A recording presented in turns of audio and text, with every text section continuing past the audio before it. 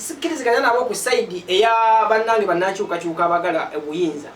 toyinza kubanga eggwanga liri mu mbeera bwetyo n'oyagala otekewo obudde okwekalakasa nga bwe twawulidde nti president Kyagulanyi owa National Unity Platform yalangiridde nti nze sina kyenkola kirala mbakumamu muki muliro tosobola kudda ku bannayuganda obakumemu muliro nti bagende beekalakase nga golangirira mu njuyo ate nga okimanyi bulungi omusajja gw'okumamu omuliro yayekera gavumenti erina emmundu n'ebikompola n'agiwangula n'agikolaki n'agisula bakedde mukwatira ewaka salesti naye ng'abadde mu nteekateeka naye egenda okwegatta kwabo abamu bagenda okwekalakasa awo na weakness weeri nti okwekalakasa kwalibadde kulungi naye si budde buno ng'olaba nti abasirikale bali ku nguudo bonna emmundu bazaasamizza kitegeeza oli shuwa nti abantu b'okumoma omuliro bwe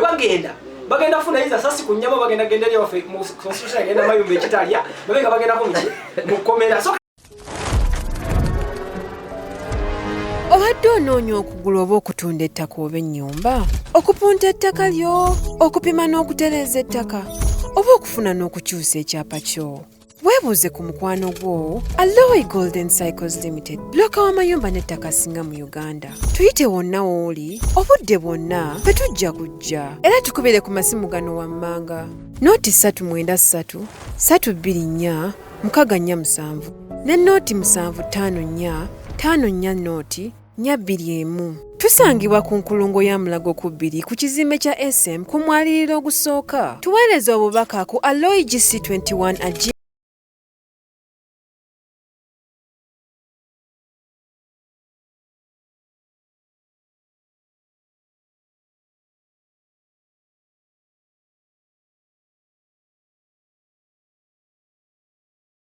nikayo kubanga embeera sinsanyufu ekintu kino kye bakoze okwegatta kinaakola 226 okwegatta kintu kirungi nnyo kyalibadde kikola naye taboweeri nti ne opposition ka gavumenti akatono mu gavumenti ennene nako kalina emigaati gye kalwanira nti baba batandika wano we bati balaga nti bagenda kukola ki kwegatta naye gye biggwera nga teryakkiriza kulekera munne muki mu ddembe ekyo ndikuwa kusuubira kubanga tekinnabawo naye ng'emabega byonna ebizibu bibeerawo okwegatta mu byobufuzi kyekintu ekikyasinza okuba ekizibu ennyo kubanga omuntu aba n'abantu be ne priority ze ezize mutulina abakulembeze abamu nga baagala nnyo loyalty nga ne bw'oba nga oyagala omwegattako ng'ojja kuba ideas ennungi gitya naye nga si gwagenda omuvunnamira tasobola kuwa buyinza kubanga ofuna chance mwegattako ofuna eddala ekituufu so olutalo lw'okununula eggwanga lwo lusaana nnyo okwegatta ku ntebe ya waggulu eyo tusaana kwegatta tugamba opposition tuleeta omuntu atya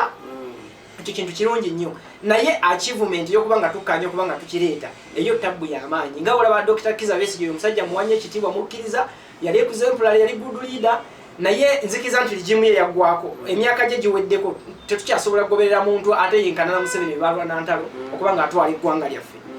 Mabiriza Herbal Products Limited tulinawo eddagala eriyamba abaami n'abakyala Simuluzo Money Power Extra Complete Man Herbal Mouthwash Coffee ayambira ddala ffe abaami tulinawo kaama k'abakyala Tightening Powder oyagala okugeza ebbina eddagala eriyamba okwongeza ku balongo oyagala okusereza nabunyaayo oyagala okufunza nabunyaayo enywere Express Water Tightening kadde agoba infection mu baami n'abakyala ate nga tulinawo sabbuuni ono sabbuuni ayamba abaami n'abakyala tulinawo ebizigo by'abaana n'abantu abakulu enkumbi eyambira ddala mu kisenge tulinawo obutiiti ate nga tukolera ne odayo bakyala bannange ekyama kiri ku Mabirizi Herbal Products nze najja wano nga sina kabina nga sefiringa naye mukwano we nagezesaako ku thika body cream ebbina nenfuna kati nze natambula nsagala ate era nenkozesaako ne ku Mabirizi lightening cream ndowooza kasikini mukalaba ayagala omanya ebisingawo kuba ku 0704 737 714. obadde onoonya okugula oba okutunda ettaka oba ennyumba okupunta ettaka lyo okupima n'okutereeza ettaka oba okufuna n'okukyusa ekyapa kyo weebuuze ku mukwano gwo Alloy Golden Cycles Limited bloka w'amayumba n'ettaka singa mu Uganda tuyite wonna w'oli obudde bwonna fe tujja kujja era tukubire ku masimu gano wammanga nooti 393 324 647 ne nooti 754 54 nooti 221. Tusangibwa ku nkulungo ya Mulago ku 2 ku kizimbe kya SM ku mwaliriro ogusooka. Tuweereza obubaka ku aloygc21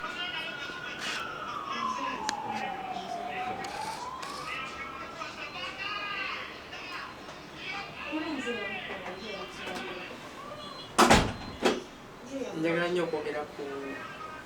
bundi ku abantu president beyongera ekisanja byamukama byabakama then ne bano abakungu ba gavumenti bano n'embeera eri mu ggwanga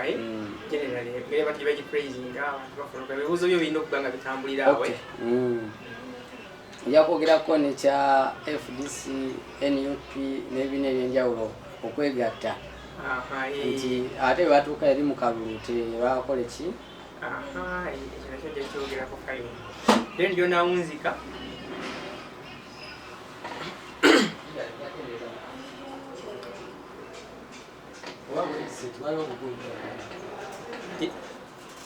gyenawunzika eyimu ejja kubeera kwogera nnyo ku mulamwa gwange nze gwentambuza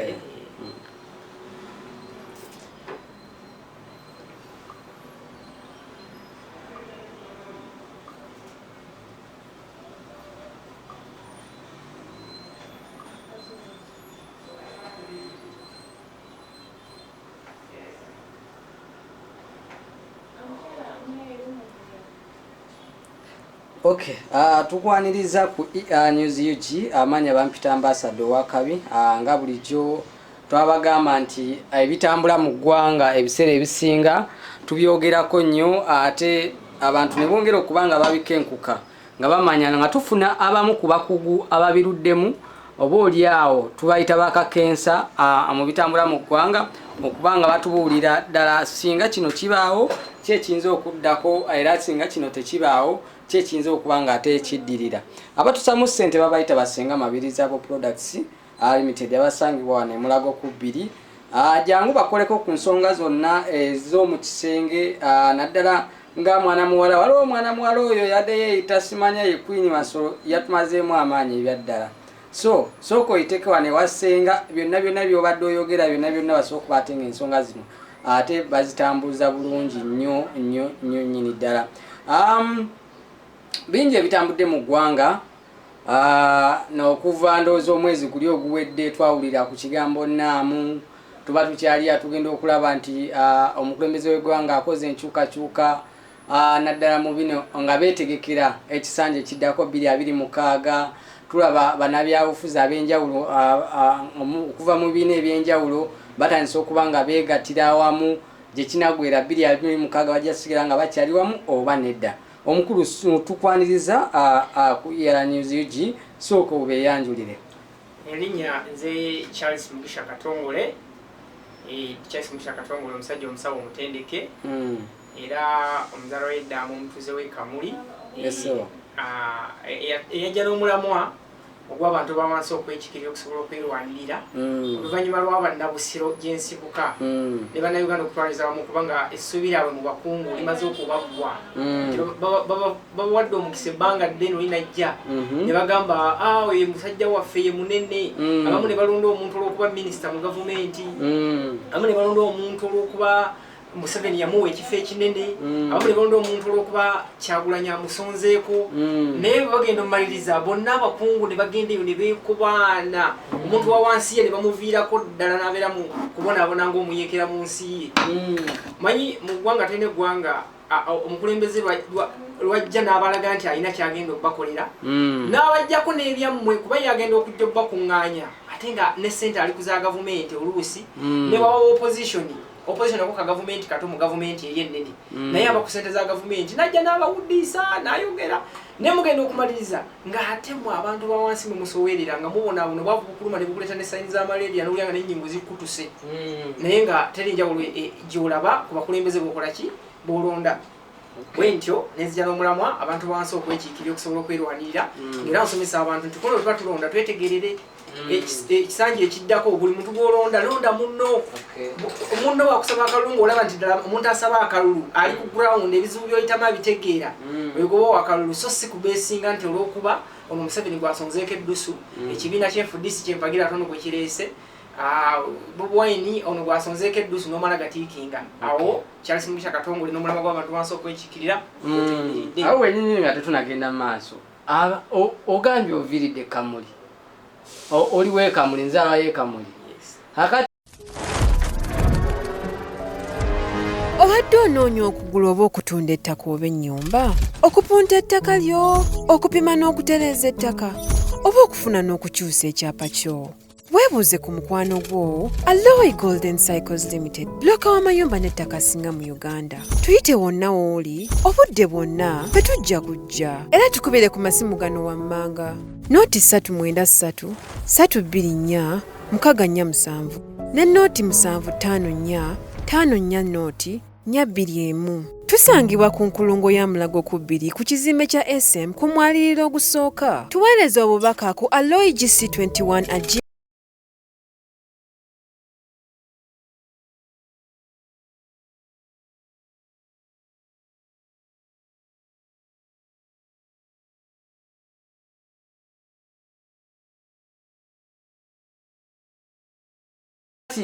ebusiro ne Kamuli bikwataganira waliwo Kamuli eri mu Kakiri bayita Kakiri Kamuli kaalo kali mu Kakiri si Kamuli y'ebusoga eyo njagala okuterezaamuko ndi muna Kakiri Wakiso district wabula mulimu akaalo ke bayita Kamuli mu bufunze oyagala kujjayo Paulo Nsubuga oyenda mujjayo dasigadde tusigadde suula kalulu nebo kubanda busiro besunga dda balinze kusula kalulu nga MP waddako Mugisha Charles Katongo okay sokere ku NAM ye bayise abantu abasinga bayida wano mu Uganda abamu bagise namukwaya buli omu yeebuuza namuddu namutebi kwegamba tebategeera ekitambula mu ggwanga abamu ne bava ne bagamba nti tetukyakola nakola ababoda abamu bagamba boda zaabwe zikwatiddwa naye babagamba kimu naamu nakusanga abakumaddembe makuba ag'enjawulo saagala nakubabonyabonya nga nandulula naamu kiki wabula nze nja kunnyonnyola naamu abakungu abavudde mu nsi ezegattiramu ogwo omukago gwabwe gwe bayita naamu nga bonna beekulunguludde ne baba nga bajja mu Uganda abakungu ba gavumenti ez'enjawulo ekyensinza okusanyukiramu nti eggwanga lyaffe kituufu sijja kubanga nkyukakyuka n'opposition abamu bakuba buli kimu eggwanga lyaffe lyo lifunye omukisa nti nalabako n'omusajja avudde mu Isirairi nga naye waali akaaba Isirairi nti ebayisa bubi kwegamba abazungu abaddugavu bonna tuli nabo bazze ne baba nga batukola ki nga batwegattamu so eggwanga lyaffe eritunuuliddwa ekyo kyo nganze omwagazi w'eggwanga operation bantu wansi kwekikira twagala eggwanga era nzikiriza nti achievement eggwanga likiikuddwa naye ffe bantu abantu ba wansi awo wewali tabbu nti ffe kyetufuna kikyansobedde batugamba abakungu bazze bagenda tuwagira bagenda kuleeta ssente mu ziwoteeri emmere gye balya naye bw'oyitako mu batunda emmere mu butale buli omwaka abatwawanga ntulege teri kintu kirinnye mu olw'okuba namuweeri consumption y'ebintu sinabako agamba nti ennyaanya nze ndi mukutunda box 8 nga natundanga box emu kwegamba muli mbuzabuzi obagala bana abakungu balina kye bagasa omuntu wa wansi obanga bali kuyamba bakungu bannabo manye mu Uganda tulina mukirasi z'abakungu banyini mahoteli ago kati kiri nti NAM kyo kirungi ku ggwanga kubanga eggwanga limanyibwa eggwanga lyaffe tulyagale nange ndyagaliza ebirungi naye omuntu wa wansi kyafunyeemu kikyannemye kutuluyisa buluyisa nobeera nga obudde bwatambuliranga eddakiika 3 kalutambulirawo essaawa nti osanga wano poliisi wano bakutte bwobeera ovuga kapiki oba ku bunkenke tosobola wadde okusala ku round about ogamba tebagitwala kugamba bwobeera ovuga emmotoka obeera abasirikale otambulira ku bunkenke ng'oggyeko ekyokuba nti aba traffic ababulijjo ababeeranga ku nguudo ate kati tulinga abali mu ggwanga eryetegekera olutalo awo nonna munendaba nga benefit ku muntu wa wansi yo tendabikidde naamu eringa ezze okuyamba obuyambi gavumenti okubanga ebako nekyeteeka mu kimu nsawo nderi nekirala ekisinza okuba nga kyennyamiza munnansi ku naamu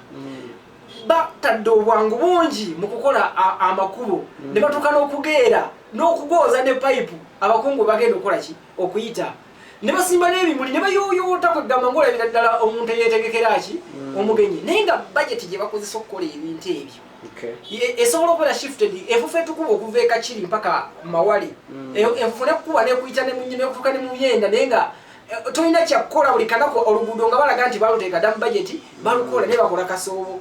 abali ekasenge kyekimu okuva enatete ogende nakawuka enfufu nebakuba abantu ne bafuulira ddala nga abayeekera bobo abali abatambula ku luguudo lw'ebusaabala n'otambula n'olukaji olaga ng'olinga ekiswa nga gavumenti ekwasa kimu tewali ssente kati zo zino ezeera enguudo okuba nga ziyoyotebwa mu lw'okuba abakungu bajja abaffe balonze ennonde zavudde mu mpewo kwegamba awo wali obunafu bwa gavumenti yaffe nnyo okuba nti ekintu ky'omuntu wa wansi tekifaako ekintu ky'abantu abakungu kifaako operation muntu wa wansi awo ejjira ddala nti abakungu babalwaniridde abagenyi n'abatali bali kutambulira ku nguudo ndoyoote fe abantu ba wansi effe ffe tukuba tulinga biswa tulinga bayeekera mu ggwanga lyaffe abantu abamu bavudde ne bagamba nti bannabyabufuzi nti omukulembeze w'eggwanga n'abamu abamukulembedde okuba nga bateekateeka kino ekintu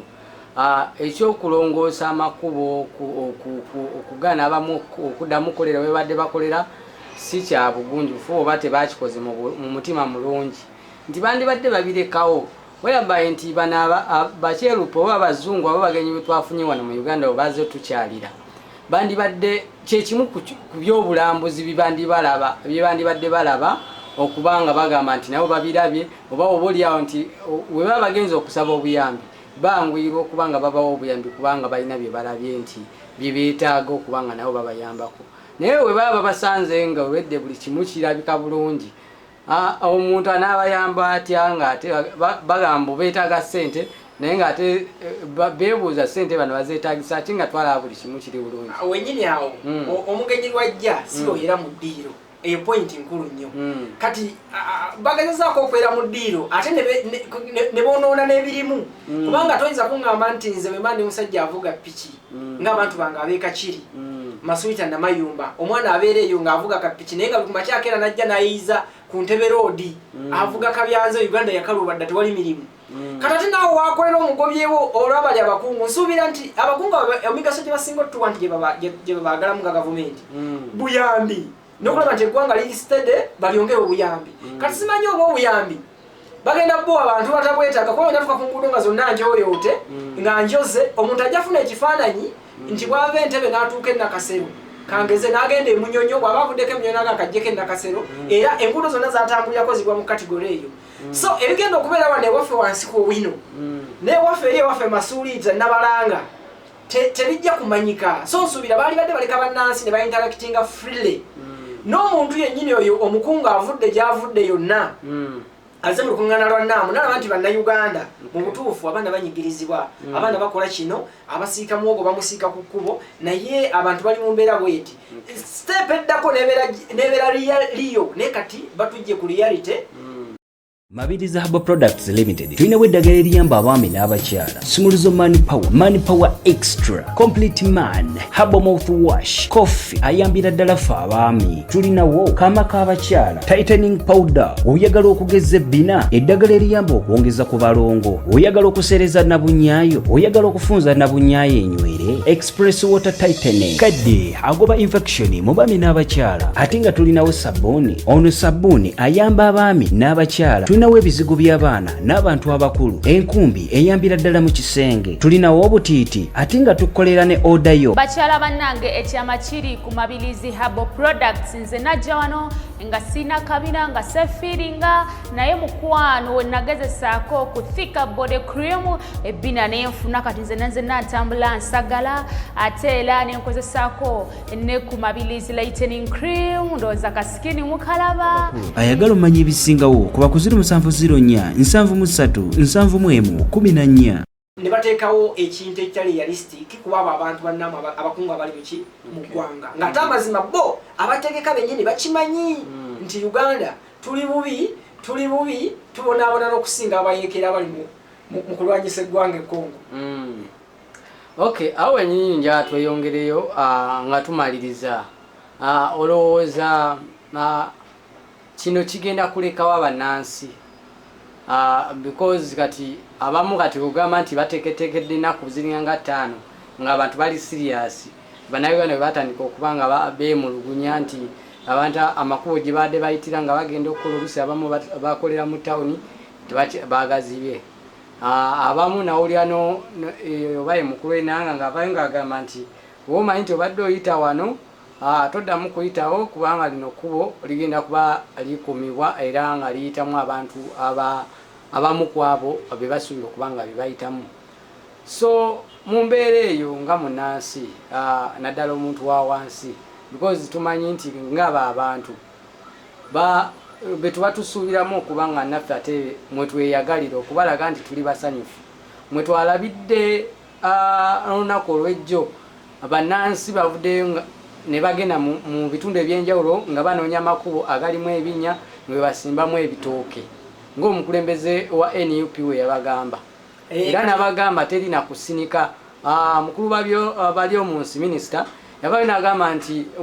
olengera emmotoka ey'abakyeruppe oba y'abagenyi ng'eyitawo olina okulaga nti oli musanyufu nnyo niwakubadde ng'olina ennaku eby'omu kisenge tobyanjula eri mu bantu. Awo wenyini zenga Dr. Mugisha omusajja omusaba muteneke manyi omuntu okusanyuka kirina kyo okusanyuka tebakufeekinga kati ali nsonga ensanyusa olw'okuba abazungu bayitawo mbu gweyagala eggwanga lyaffe lisiga akazigo nsubira singa baliwo kyansi yonna ebalaga ennaku ku mutima nali badde njibalaga kuba ennaku tukola ki tegirina naye alina kyesikkiriziganya nabo ku sayidi eya bannange bannankyukakyuka abagala obuyinza toyinza kubanga eggwanga liri mu mbeera bwetyo n'oyagala oteekewo obudde okwekalakaasa nga bwe twawulidde nti President Kyagulanyi owa National Unity Platform yalangiridde nti nze sina kyenkola kirala mbakumamu muki muliro. Tosobola kudda ku bannayuganda obakumemu muliro nti bagende beekalakaase nga gw'olangirira mu njuuyo ate nga okimanyi bulungi omusajja gw'okumamu omuliro yayekera gavumenti erina emmundu n'ebikompola n'agiwangula n'agikola ki n'agisula bakedde mukwatira ewaka arrest naye ng'abadde mu nteekateeka naye egenda okwegatta kwabo abamu bagenda okwekalakaasa. Awo na weakness weeri nti okwekalakaasa kwalibadde kulungi naye si budde buno ng'olaba nti abasirikale bali ku nguudo bonna emmundu bazaasamizza kitegeeza oli sure nti abantu b'okumamu omuliro bwe bagenda kufuna iza sasi ku nnyama bagenda genderi waffe mu constitution agenda mayumba ekitalya babenga bagenda ku miki mukomera so kati ekikolwa kituufu obutali matiku tulina okubulaga ku social media nga basimbye ebinnya mu bitooke that is very fine. Ekyo kye bakoze ekyo kituufu ekyo kyo kituufu nnyo okulabisa gavumenti nti tetufuddeko abantu bawansi ate efudde ku bakungu bali abakola ki abajja naye ate ekyogenda okwekalakaasa nga abasajja emmundu bazigaludde n'atambula ebibye emutunulamu netamukuba bukubi gobanga agamba nti otadde abaana b'abandi bakube omala oyimirire ofune platform nti olane Dr. Mugisha owaana ewaffe kati bamukuba amasasi ne bakola ki ne bamutta. So ekyo operation muntu wa wansi ye vumirira ddala ekintu ekyokwesimba musajja ayina emmundu nga gw'olina jjinja kubanga weyasobolera okulwana n'abayeekera tojja mumusobola gwe waki ow'ejjinja engeri zonna endala zonna bwe zi demonstration eziri peaceful naye nga si kuyimirira musajja ayina mmundu olw'okuba Kyagulanyi akugambye awo sikiziganya naye. Mu wiiki y'emu twalabye abakulembeze ab'enjawulo okuva mu bibiina ebyenjawulo nti kyatandikira wa Bobi Wine nti wano e Kavule wano we babadde nga bakolanga enkuŋŋaana abakulembeze okuva mu bibiina ebyenjawulo babadde nga bajjanga ba Miriam Matembe ba Dr. Kiza Besigye ba Lukwago bana bayafuza okuva mu gundi ez'enjawulo naye wekyabadde wali e Katonga abanakibiina kya FDC nga nabo balina press conference oba oliawo oba badde balina kye bagamba eggwanga era omukulembeze wa NUP yavudde n'abagamba nti temubisinikayo kubanga embeera si nsanyufu. Ekintu kino kye bakoze okwegatta kinaakola 2026 okwegatta kintu kirungi nnyo kyalibadde kikola naye taboeri nti ne opposition ka gavumenti akatono mu gavumenti ennene nako kalina emigaati gye kalwanira nti baba batandika wano we bati balaga nti bagenda kola ki kwegatta naye gye biggwera nga tali akkiriza kulekera munne muki mu ddembe ekyo ndikuwa kusuubira kubanga tekinnabawo naye ng'emabega yonna ebizibu bibeerawo okwegatta mu byobufuzi kyekintu ekikyasinza okuba ekizibu ennyo kubanga omuntu aba n'abantu be ne priority ze ezize mutulina abakulembeze abamu nga baagala nnyo loyalty nga ne bw'oba nga oyagala okwegattako ng'ojja kuba ideas ennungi gitya naye nga si gwagenda omuvunnamira tasobola kuwa buyinza kubanga ofuna chance mwegattako ofune ddala ekituufu. So olutalo lw'okununula eggwanga lwo lusaana nnyo okwegatta ku ntebe ya waggulu eyo. Tusaana kwegatta tugamba opposition tuleeta omuntu atya,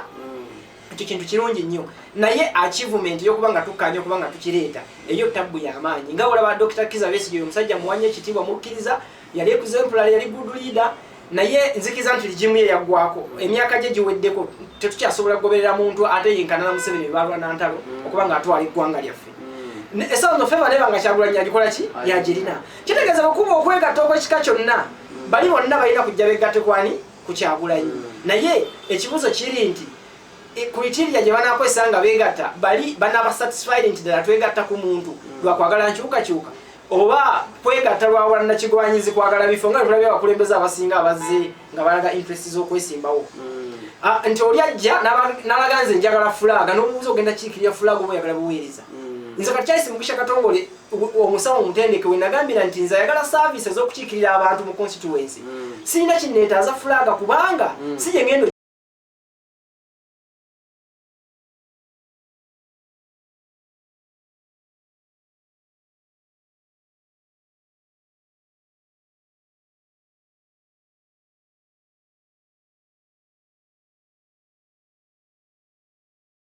Mabirizi Herbal Products Limited tulinawo eddagala eriyamba abaami n'abakyala. Simuluzo Money Power Extra, Complete Man, Herbal Mouthwash, Coffee ayambira ddala ffe abaami. Tulinawo kaama k'abakyala, Tightening Powder, oyagala okugeza ebbina, eddagala eriyamba okwongeza ku balongo, oyagala okusereza nabunyaayo, oyagala okufunza nabunyaayo enywere, Express Water Tightening, kadde agoba infection mu baami n'abakyala. Ate nga tulinawo sabbuuni, ono sabbuuni ayamba abaami n'abakyala. Tulinawo ebizigo by'abaana n'abantu abakulu, enkumbi eyambira ddala mu kisenge. Tulinawo obutiiti ate nga tukolera ne order yo. Bakyala bannange ekyama kiri ku Mabirizi Herbal Products. Nze najja wano nga sina kabina nga sefiringa naye mukwano we nagezesaako ku thika body cream ebbina nenfuna kati nze natambula nsagala ate era nenkozesaako ne ku Mabirizi lightening cream ndowooza kasikini mukalaba. Ayagala omanya ebisingawo kuba ku 0704 731 14.